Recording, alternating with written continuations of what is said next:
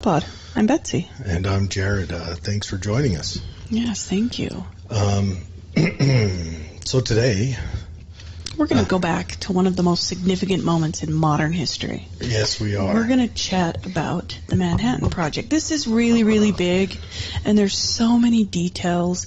And if you watch any of the shows with regards to this undertaking is not... It was huge. It was humongous. It was entire cities.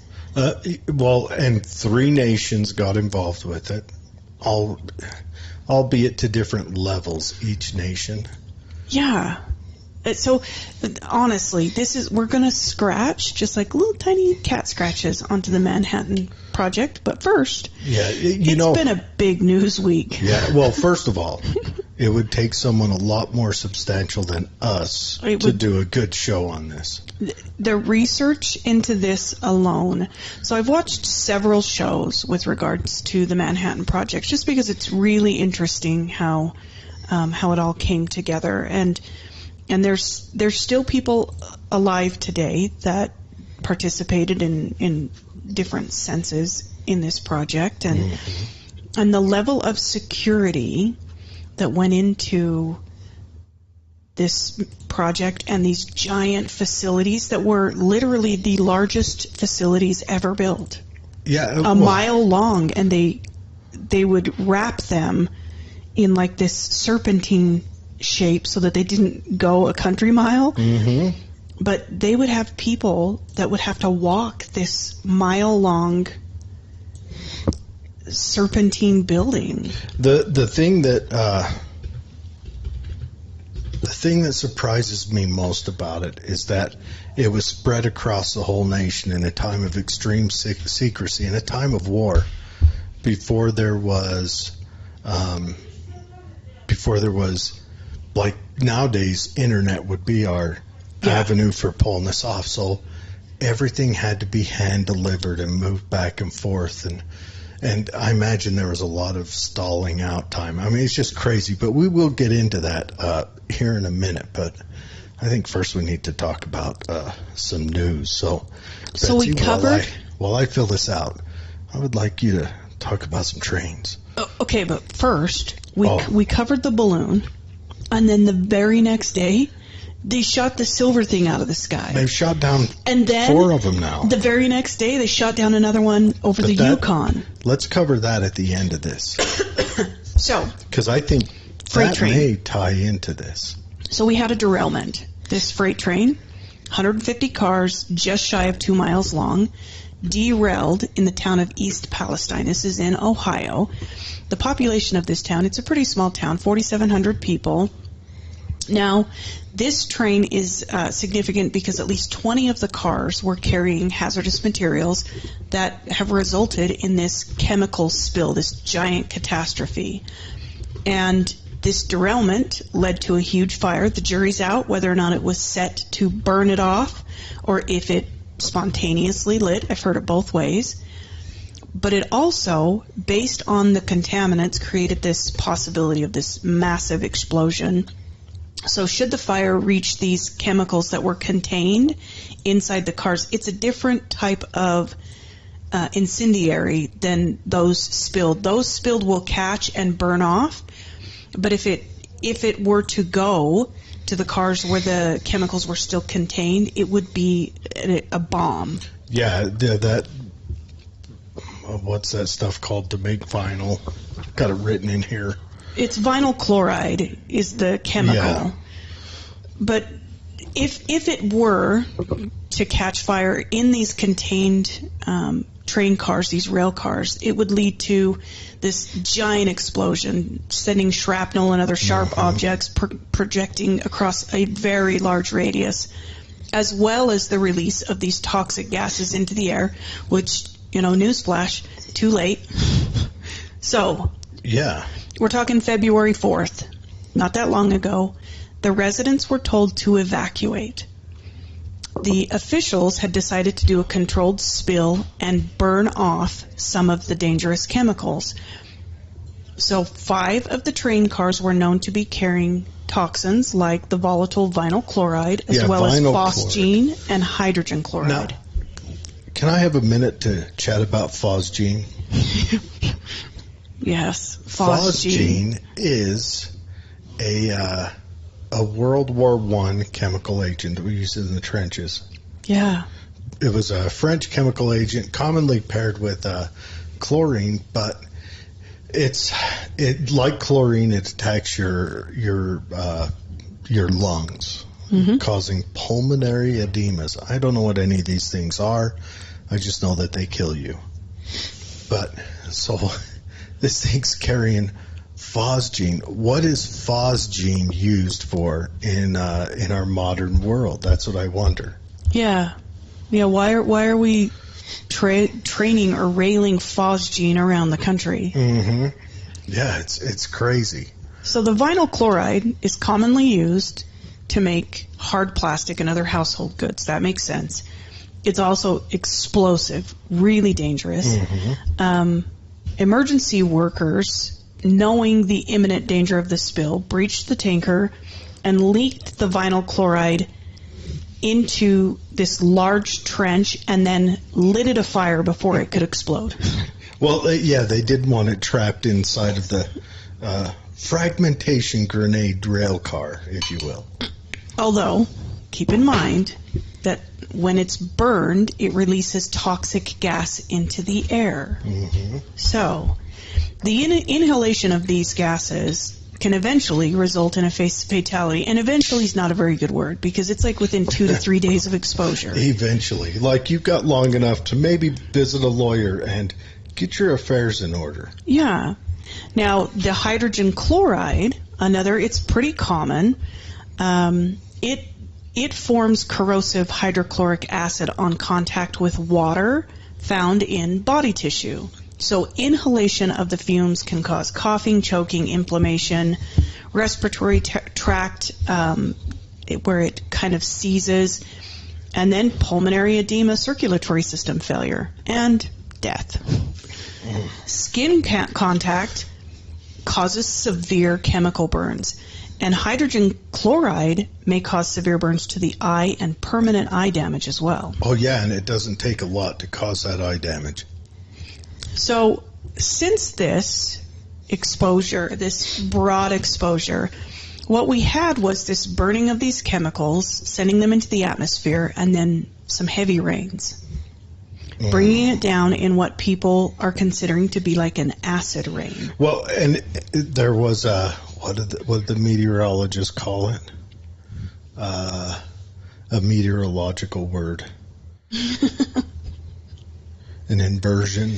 Yeah, which held it really close. When they burned that stuff off, the big black cloud, which they had planned on it going up, hitting the atmosphere, dissipating, making Greta Thunberg feel super happy, I'm sure. Yes. And what it did is it went up and it stopped rather low. Yep. And then after an inversion, it rains. Yep. And so it trapped it there, it hung out there, up in the air, like a balloon, because that's what 2023 is now. And then it put it right back down on us. Yep. And so residents started noticing, like people would go out when they were told that it was fine to go home and their chickens are dead. Well, yeah, on February 4th, they were told to leave. On February 9th, they were told, okay, it's okay to come back home. They came back home, and even today, they're having meetings over and over again saying, the air smells weird, my eyes are burning, my lungs are burning, I've got this cough. It's still here, obviously. Yeah, there's a whole bunch of a guy raised foxes. Yep. And all his foxes killed over. A lady had chickens, all her chickens killed over. Fish. These rivers are full of just floating fish that are dead. We're talking the Ohio River. It's the major tributary to the Mississippi. The Mississippi, which that cuts the U.S. in half. And so, and on the banks of this is nothing but dead fish and frogs. Yeah. It's just man, this is, I mean, and There are then, videos, and honestly, they're not talking about this enough on the news. no, But if you go to hometown reporting, like TikTok, local, local reporting, like our ABC4 would be, NBC2 Yeah, in the- Ohio or whatever. yeah, or another good place to get info on this is if you go watch any of the internet newscasts, such as you've got The Hill, you've got Breaking Points, where they do almost an exclusive show for YouTube or Rumble or BitChute or what have you. And they're going in deep on it and they're digging it down. Now, do I think the national news should cover it a lot? No. But I think if Trump was president, CNN and MSNBC would try to talk about this nonstop to blame it on Trump. Blame it on Trump. This wouldn't have happened if Trump wasn't in Everything office. Now, I want to take a moment to talk about Mayor Pete. In Ohio? Pete Buttigieg, Oh, okay. Yeah. our transportation secretary.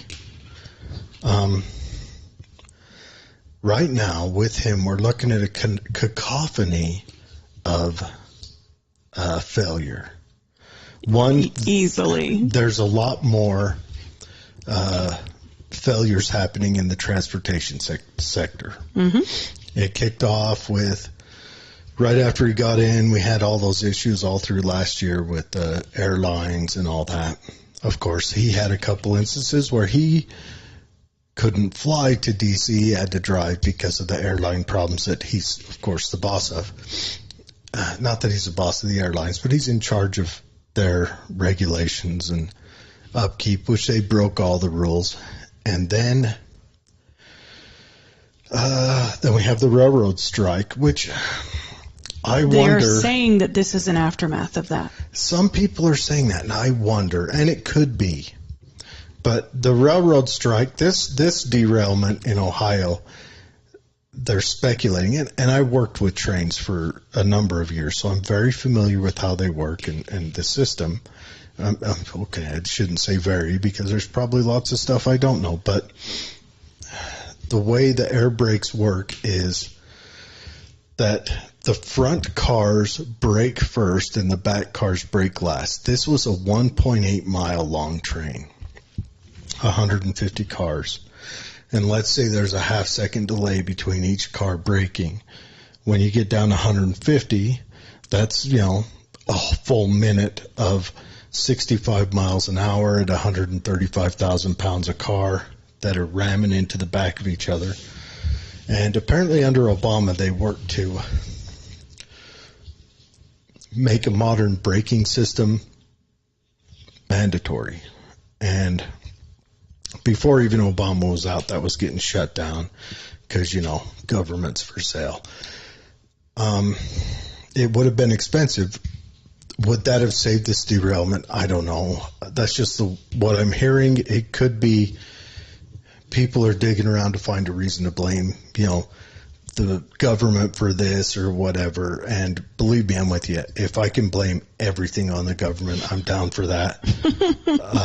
Because, all they do is once a year I have to go before them and, get my annual Spanking. prostate examination by force in the form of the IRS. But So there is talk of this corporate malfeasance. It's been reported that this and many trains, due to the rail strike, the sidelined rail strike at any rate, have been understaffed and undermaintained. yeah, and the guys are probably worn out, probably having a hard time hiring people like everywhere else is. Everywhere's having a hard time hiring people, and if you don't offer a package that sounds like a positive package to someone, like you don't have sick days, or you can't have vacation, or you can't spend time with your family, some people are Hesitant? I think Reticent? we're looking at a sea change in culture, Yeah. and I think I think the rail lines, I understand the pressure But I think the rail lines, the demands that they put on their employees are much higher than most people anticipate. Oh yeah, their safety demands are cutthroat, and their attendance demands. You're not allowed to be sick. Will report. You have 0 sick days. Yeah. And when I worked in rail, I worked with a lot of guys that were in the UP, and you would see them come in sick as a dog. Yep. And you know the way they worked, and the guys walking around coughing, looks like they dug him up out of the ground, and and he's running the show. Popped him out of the coffin, and he's running a deadly show. Mm-hmm. The railroad is unforgiving. Yep. There is no oops in railroad. Yeah. It's probably the single heaviest damaging thing on land, Yeah. And so we have this on the 4th, and then this morning, we have another derailment. In Detroit, right off of the Huron River. Yep. And it also has deadly chemicals. Yep. And it's also being said that it was understaffed and undermaintained. Shocker. Yeah, and it is because of the demand. I understand that. We move a ton of product by rail, and we spend very little time or money invested in the improvement of our rail systems. Yep.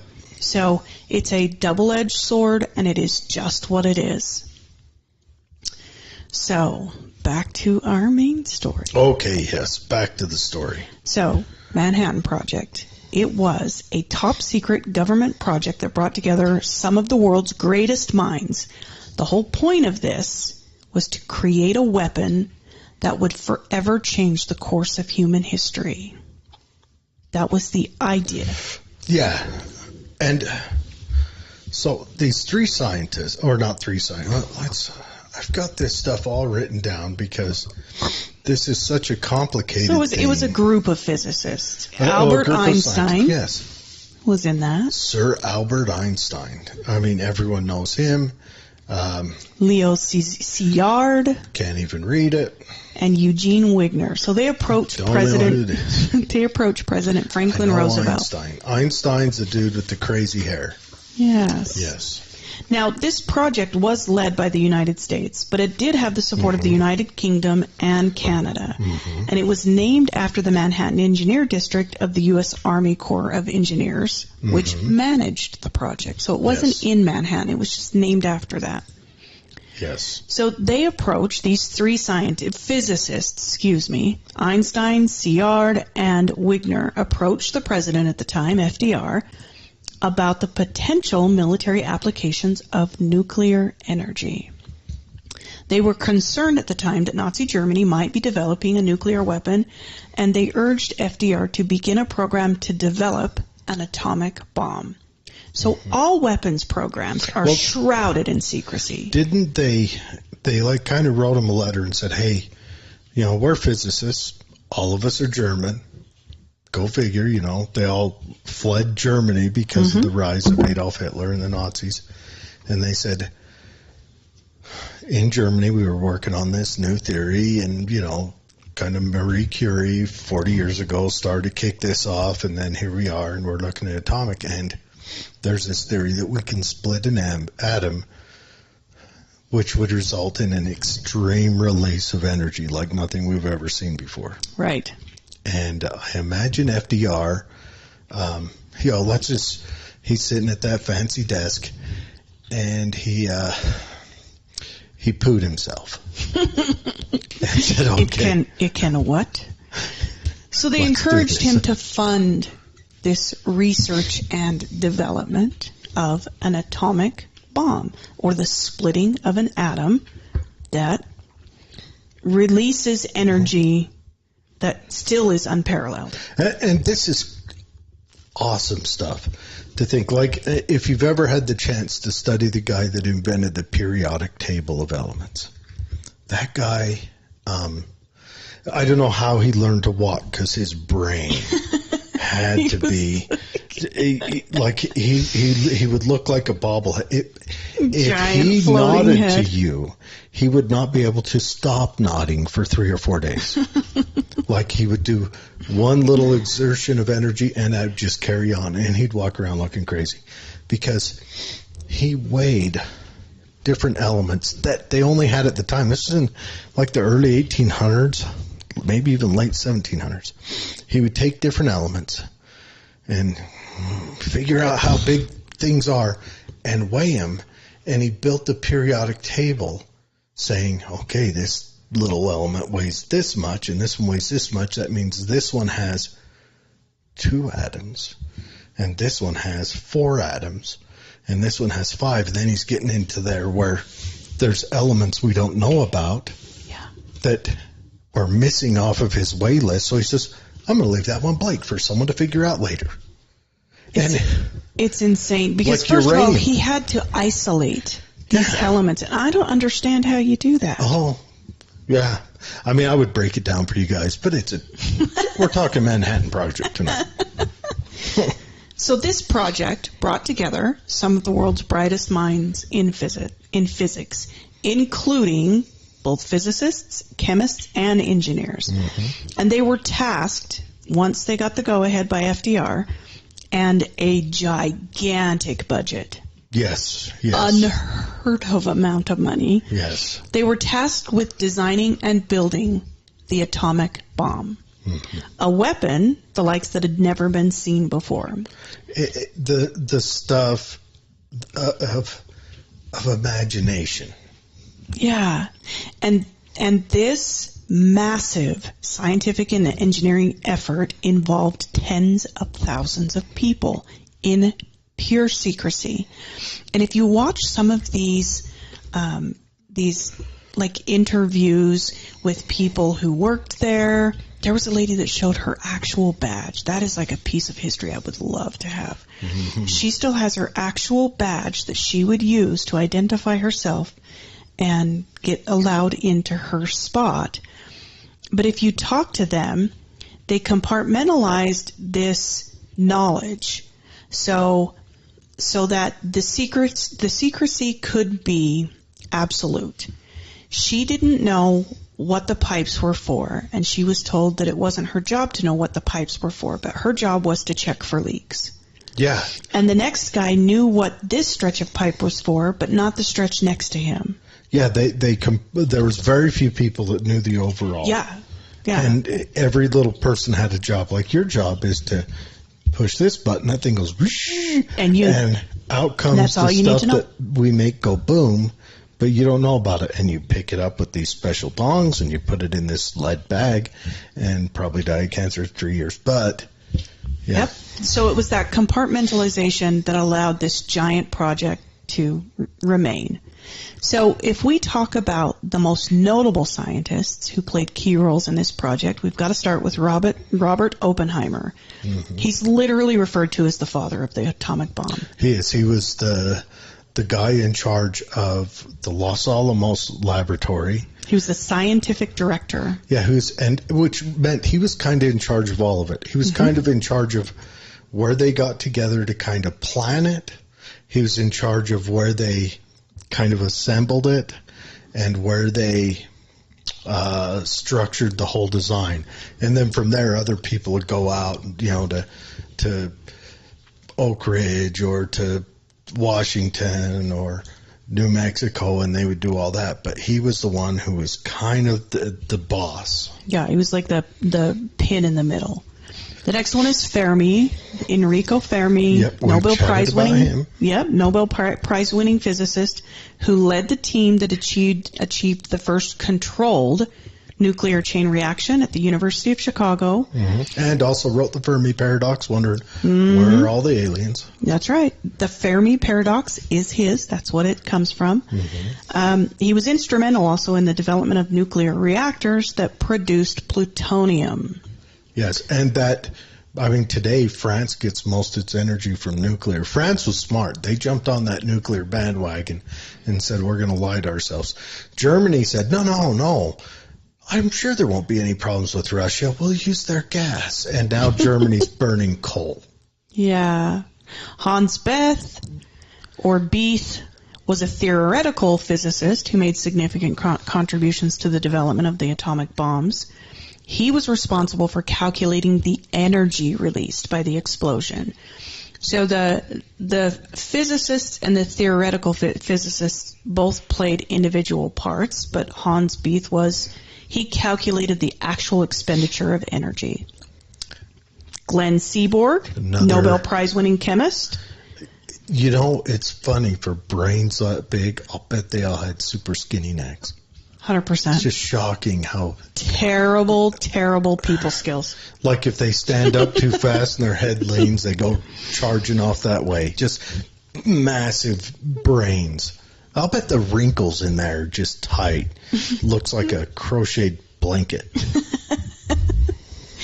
So Seaborg, he played a key role in the development of the plutonium. Then we've got Feynman. Feynman, also a theoretical physicist. He worked at the Los Alamos location. He played a key role in the development of the theory of nuclear fission and later became a prominent scientist and educator. And then Lise Meitner, an Austrian physicist, also made significant contributions.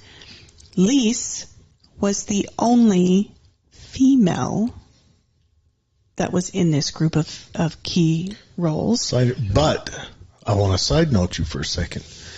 Did you know that the only person allowed to photograph all this was a female? I wouldn't doubt it. That they hired... She talked her way in, and they thought she'll never understand this. They hired, I imagine it was like a Mad Men episode, but and she wore high heels on everyone, but they hired a female photographer, being a sign of the times, and she did she was the only allowed photographer in all this, including at the Trinity Project. And there are tons of photographs. Yes. I mean, there's videos. Just tons of it. At Oak Ridge, there's an entire museum now on the space where the building once sat that is completely devoted to memorabilia about the Manhattan Project. So, this is a nationwide effort. Separate locations, specializing in separate activities, all coordinated during war. Like, we're at war. Yeah, and at war with... We're at a war where it was the first war where intelligence truly bled through and made a lot of difference. It was the first really technological war. And this is at a time before modern means of communication. So you can't just put this in the post and send it. It had to be hand-delivered, all of this communication. Oh, yeah. They're probably Army couriers just... cruising on trains, planes, and automobiles, and probably boats. With a little briefcase. And and they would stop. And they've got this 10 times a day. How many times do you think that guy showed up, opened his briefcase, and there was like a 3x5 card in it? It was where the theoretical and experimental work was conducted, and where the bombs were designed and assembled, ruling called gaseous diffusion. They take the times to get just these tiny little amounts. Chicago, Illinois, this is where the first sustained nuclear chain reaction was achieved. Plutonium, now enriched uranium, was the way they were going, and it was labor intensive until someone said, you know what? You can do this with plutonium. And so they switched operation to plutonium. They refit this mile-long building to then process plutonium.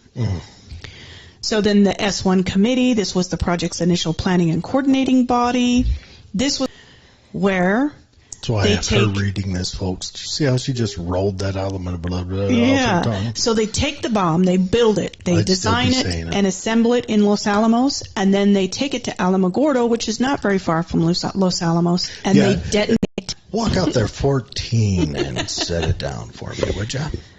So this is a big deal in the middle of wartime with these aren't close. Like Alamogordo and Los Alamos are not close to Chicago. And Hartford. Yeah, I mean, like, this is huge distances. They're doing four giant corners. project. And granted, I understand why they picked Oak Ridge, because they could get uranium. Science Forward College there. New Mexico, because, I mean, who's going to see it? And it's the middle of the desert, you know. I mean, yeah, nobody's there. So, they try several methods to get to this sustained, controlled reaction.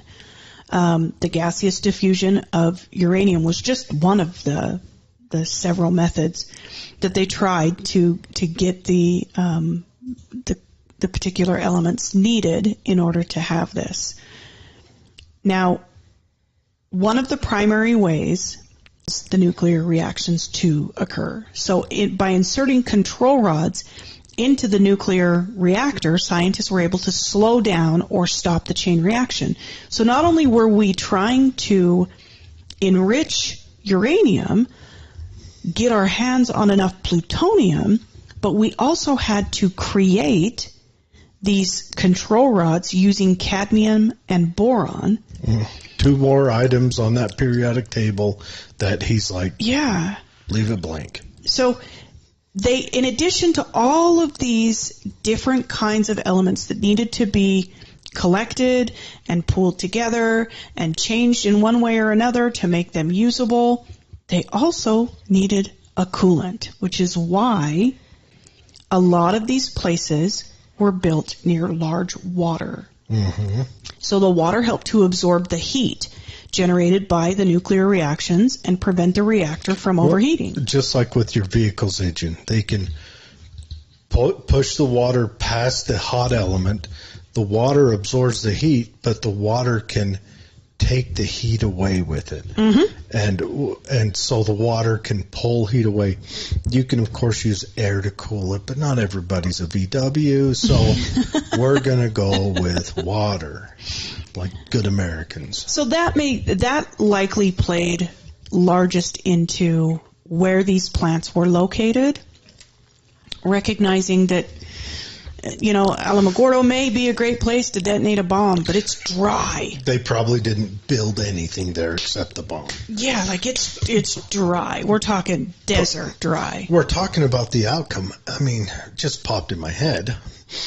What if the scientists wanted atomic energy theory tested, and they couldn't afford it, and the college was 100%. So they went to FDR and said, let's make it a weapon. Hitler's building a bomb with it. Get on it. And then they're like, and so first thing they do before they build the bomb, they promised FDR was build an atomic reactor to see if they could get the thermal, because we've known about thermal energy and how to harness thermal energy forever, you know. Essentially, you get something hot, put a blade above it that the heat will spin the blade, put a generator on top of that blade that'll pull electricity off of the heat, off of the spinning of the blade, yep. And that would be really cool if that's what they did. I mean, sad for a lot of people in Japan. It was a tragic ending. It is. But a lot of people argue that it was an ending. We will get into that. We will get into some of that argument here in a minute. So, July 16th, 1945, the first test of the atomic bomb. The bomb was named Trinity, and it was an equivalent to the explosion of 20,000 tons of TNT. Yes. That's a lot. Yes. It's not the size of 20,000 tons of TNT. No. So. No. And they've even gotten smaller and more powerful now. The test, the images and videos of this explosion, again, there's so much out there. Mm-hmm. It is one of the most memorable videos and pictures that you'll ever see when it comes to atomic testing. And this test was a huge success. And the scientists knew at that very moment that they had created a weapon that was more powerful than anything the world had ever seen. Then, the atomic bomb would go on to be used in 2 attacks on Japan. Hiroshima, August 6th, We're not even talking that long later. July 16th, they test it. August 6th, 1945, same year, Hiroshima. Then August 9th, 3 days later, Nagasaki. The bombings of these two areas are still very controversial today. Some argue that they were necessary to end the war quickly, while others believe that they were unnecessary and that alternative options, such as a demonstration of the bomb's power, just simply demonstrating that we have this and we can use it, may have been enough. Well, that's the question. Let's talk about the alternative, like maybe finding an island close enough to Japan and inviting them to watch as you make this island go pop. Yeah. Would that have worked? Possibly. I think thus far, we had run Japan off of all the islands in the Pacific, except for their own. We had run Japan off of the mainland of Asia. Russia had started running Japan out of Manchuria. Japan was not giving up. And granted, Japan probably, because their culture was an honor-based culture, which is why they treated people who surrendered so harshly. Why they were willing to fight to the end. And they had started training their populace, like even in schools, with sticks to use as spears, training their populace in resistance. So, would that have worked? And how bloody and awful would it have gotten had our soldiers and Marines had to storm the beach and move ashore and move inland and city by city and town by town, and the worst part for me is when you watch the videos from back then that Japan put out of them training their children. We're talking 12, 11-year-old kids to use spears to fight off the Marines. So that is a big cost. Yeah. So these bombs were dropped by B-29 bombers. Yep. And they killed an estimate. The Enola Gay. Yeah, it killed an estimated 200,000 people, mostly civilians, Yep. and caused immense, it flattened cities. Yeah. Turned them to dust. There are pictures of shadows of a person that were burned into concrete when the person disintegrated. Yeah, like the hot flash that came before the blast, a microsecond before, burned the concrete, but where the person was caused enough shadow that it burned the concrete different. And you can tell in these pictures, like I said, there's so many pictures. You can tell in these pictures that these were people. These shadows were bodies. One of them, the saddest one, is it looks like a little old lady on a cane. Yeah. And then there's awful stories, like there's a young girl who wrote her story about it, how she woke up, she went to her, she was in, first or second grade, she went there, she was playing on the playground, the alarms went off, because we've been bombing Tokyo, so they started putting sirens in some places, and then she was kind of on the suburbs, I guess, and the flash hit, and it gave her immediate third-degree burns, and her skin is kind of flaking off. This girl lived and wrote her story. Her little brother was in the same school, but she fled the school. She lived because of where she was playing. I think her teacher did not, and a lot of her friends, but her and a lot of her friends ran away, ran towards the river, and the river was full of dead people floating down it and stuff. It's just a harrowing story. But the hard part is thinking about not even a teenager yet, just hitting that flash burn. But I guess that's when you individualize the moment, because, war takes the humanity away. I don't think anyone in Japan was talking about what Unit 731, I think it is, was doing in China at the time, which is easily as evil as anything ever done. I say I'm not familiar with that. That'll be another show. That's why we know how long it takes to freeze a human. Anyways. So the decision to drop these, I'm sure it was not taken lightly. Yeah. Well, it was believed that the bombings would bring an end to the war and save American lives. And it did, arguing, I would say, with the addition of Russia coming in from Manchuria. They were deathly afraid of the communists taking over. They saw what the communists do. But let's pose another thought. What if Truman had decided not to use it? I know. And they found out later that he had it and didn't use it. And we lost 600,000 Marines taking that island. Yeah. Yeah. And we killed... 2020's, hindsight's always 2020. So it's easy. I think oftentimes you get caught up in the moment of things, and it's really difficult to see the ramifications in the future. And arguably, sometimes you're put in a position where you don't have that luxury, where you have to make a decision based on your intel today. Mm-hmm. And I would hate to be in that position. I would hate to have been in that position. The hold or not hold pattern would suck. It would suck. Yes. So, despite the devastation, it did lead to the end of World War II and changed the course of human history. It ushered in the nuclear age and forever changed the way we think about war and peace. And it set the stage for the Cold War and the arms race that followed. And I would argue we are just still in the height of today. We kind of are, though. I think we're moving into a new arms race. I think states around the world are learning that nuclear is expensive. It's hard to maintain, hard to control. Yeah, it's a big threat, but it's expensive.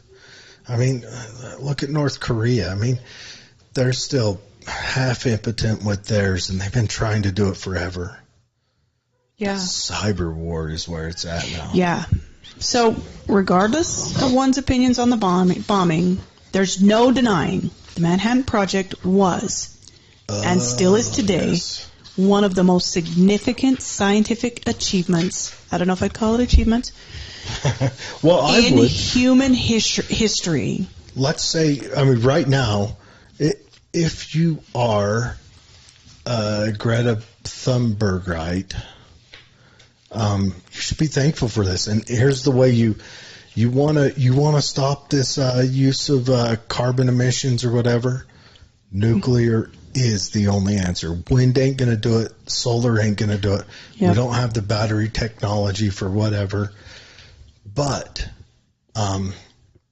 nuclear is the answer. Yeah. That is the future that we have to move towards, whether it's fission or fusion. One is separating, one's combining, which apparently they're making big moves on fusion right now. I see stories every day, but that is where that's our next step in the future. And it may very well be our undoing. It might, but we've had how many nuclear meltdowns? Oh, it's just a drop in the bucket. We've had 2. Well, we have the one in Japan. Okay, 3. We've had 3 Mile Island. 3 Mile Island. One in Japan. One in Japan, and then, of course, Chernobyl. Okay. I think if I remember, the U.S. has some 65 nuclear plants. Right. France has easily that many for a place the size of Utah with a let's call it Texas. And France gets all their energy from nuclear. And Germany doesn't, because Germany apparently followed Hollywood too close when they went out and said, don't use nuclear and ban it, which is why we're not using nuclear, because Ronald Reagan's daughter and all those A-list actors of the time all said nuclear's bad, And now we are looking at either we kill 30% of the population in the next 6 months by shutting off gas, which is what it would do. Or we keep on making Greta Thunberg cry. Take your pick. So, I don't know. And then when we make Greta Thunberg happy and 30% of the human population dies in 6 months, we're going to have to hand dig all them grave sites or burn them. Let's go through the nations who have nuclear. Oh, yeah, whole list of them. Nuclear weapons right now. Yeah, not just nuclear for peaceful reasons, but for military purposes. Yes. So the Non-Proliferation Treaty was signed in the 80s. Reagan, Thatcher, Gorby. It was signed, and what it was all the nuclear-armed countries at the time came together and says, we're not going to sell this to other people. Okay, so U.S., obviously, Russia, United Kingdom, France, and China. Okay. And then you've got now former USSR states, Belarus, Kazakhstan, and Ukraine. They gave them back when Russia split up. South Africa have them, but when South Africa kind of stepped down, when they quit being racist bastards, they gave up their nuclear weapons because I think they had the foresight to see that we don't want to have a nation that's going to be healing from these wounds with all this contention, and there's a whole bunch of stuff. It's another show. They didn't want to have them have weapons, nuclear weapons. And then you've got India and Pakistan, notorious homeboys. North Korea, with his awesome program. And then Israel, who says they don't have them, but seriously, I mean, we know. It went through Israel when they gave it to Russia. I think the Rosenbergs gave it to Russia. They went through Israel to get to Russia. I mean, come on now. So we're not alone. Lots of countries have nuclear weapons. Yes. And all positive actors. Even us. Like, we only have the best intentions. So yeah, we don't need to dig deep into that.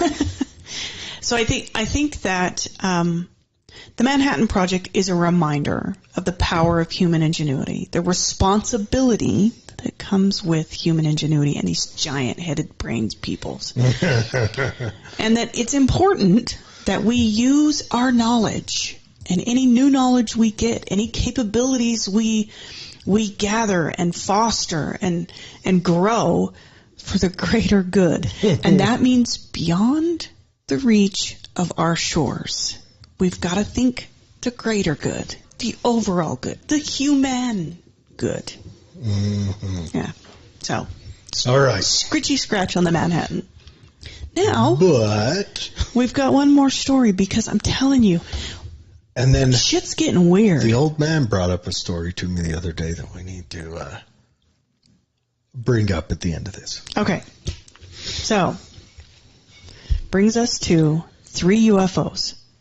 3 have been shot down by NORAD. NORAD is the North American Aerospace Defense Command. Actually, I think it's 4 now because I remember this was written 2 days ago, and they just keep shooting the UFOs down. So the U.S. Air Force downed airborne objects over Alaska last Friday. So we record on Thursday. Boom. We wake up the next morning, and it's like, it was a waste. Then on Canada, the very next day on Saturday. Yep. And then the next day over Lake Huron on Sunday. So none has been tied to China or any other country, but National Security Council spokesman Kirby said more information will be gleaned once their remnants are retrieved. Now, there were lots of people recording them flying out to retrieve the ones that were downed off the coast of Alaska because it's frozen. Yeah. So easy to find. It's like barren landscape, big silver thing. They said it was the size of a car. Mm-hmm. So we're not talking like tiny. Yep. And so they did collect that one. Now, the one over Canada, they said landed in the Yukon somewhere, and they were having trouble collecting it. Yeah, notoriously friendly to move through the Yukon. Yes. Yeah. So once they've retrieved all these remnants, which, by the way, they still haven't retrieved the remnants from the Chinese spy balloon because they're in the bottom of the ocean. Yeah. They're still trying to get those. Or they've retrieved them and they're keeping it quiet.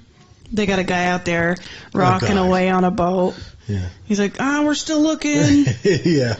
Biden's like, I got a guy. I got a guy. Keeping shit secret guy. So are they China spies? Another country spies? Another civilization spies? It's hard to say. Mm-hmm. Now, the other idea is, are aliens visiting and monitoring due to the escalation of war between nuclear-armed states?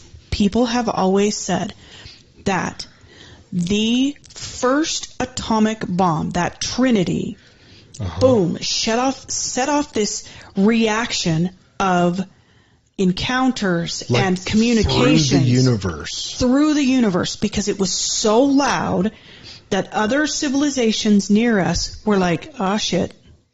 The little creatures on that planet done something stupid. Marge, get the kids. I gotta go for a ride. Yeah. So is this an uptick because there is this nuclear arms race that's kind of coming to a treble clef here? You know, it's raising in its tenure. I don't know. Well, I read a report today that a hobbyist balloon club I know is now filing a claim against the U.S. Air Force and DOD and NORAD for shooting that down we their shot balloon. down one of their balloons. I can't. So, okay. Or have you ever heard of Project Bluebeam, future show? Yeah. Where they talk about lasers that shoot into space, and where they cross causes a plasma ball of atmosphere that they can control and make it look like whatever they want, and also make it make sound, like make it talk. What if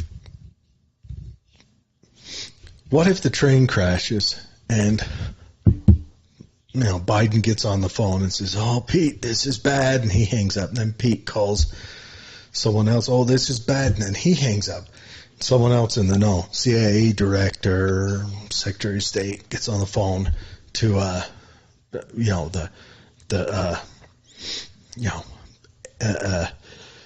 MK Ultra guys or whatever, and says, "Okay, yeah, we got to do something. We got to take their eyes off of this," and then they turn on the Project Bluebeam thing, and boom. I don't know. This is crazy. So all of this is highly coincidental to our supplying additional support to Ukraine. It's like the day they said, or and by the way, upcoming fun with China, over Taiwan. They're like, and in today's news, we just sent tanks to Ukraine. But did you see the balloon in the sky? Look over there. Did you see the silver thing over Alaska? Wait, there was a train crash. I don't know. Oh, and a lot of people are trying to say the train crash is caused by the government to make us look over there. But that one I doubt, because the train crash, right now, the health professionals around there are telling the people who live there, monitor. Go get a baseline physical, because in 6 months, if you have cancer, that way you can come in and sue the rail line. Yeah. What if the aliens are here? Shit's getting weird. It's getting deep. It's getting deep. All right, should we run through some comments before we get out of here? Yep. All right.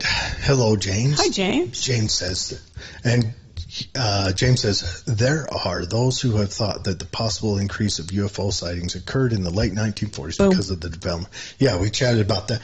Also, last week we did the show on the Japanese firebombs that they sent over, and someone called me and said, they think that bomb that fell in Roswell, or that UFO that fell in Roswell, may have been that. Because the farmer said it had hieroglyphics on it. Japanese writing. But Connect that's the a thought. dots. But, La, la, la, la. yes. Yeah. Now, James, I know that you don't want to hear that. But what if it was? Okay. Mike responded to James. Mike says the day the kids found the matches in the backyard. Hey, Mike. Good to see you, man. Andrew, good to see you. Thanks. He said, great show. Got to jump off soon. I'll catch full thing tomorrow. Good. Coffee and Cards with Christy. Hello, hon. Remember, everyone, jump on with Christy. She does Facebook Lives and does like tarot cards and chats. So jump on there. And Coffee and Cards with Christy. That's how you find her. Yes, it's pretty easy to find. But everyone, thanks for joining us. That's all the comments we have. Rather quick night, and we've kept it under an hour. Just barely. Yes. Hearts and prayers still go out to those in Turkey and Syria. Hearts and prayers to those that go out. Detroit now is on the list, and of course Palestine, I think is the correct way to say it. They want to separate themselves from the notoriously fought over land. So Palestine, hearts and prayers out to them. I hope.